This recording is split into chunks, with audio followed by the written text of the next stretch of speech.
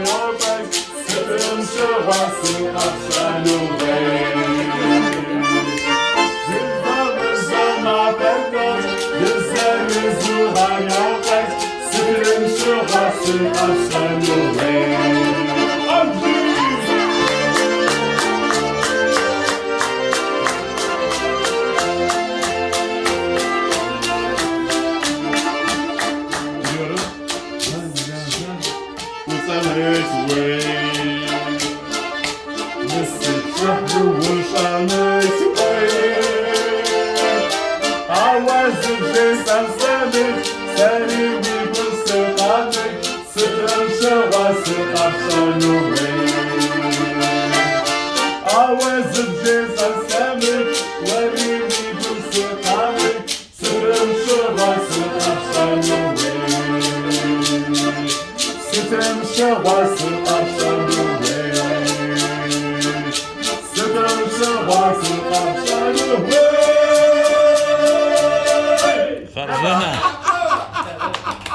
Abi kapsam.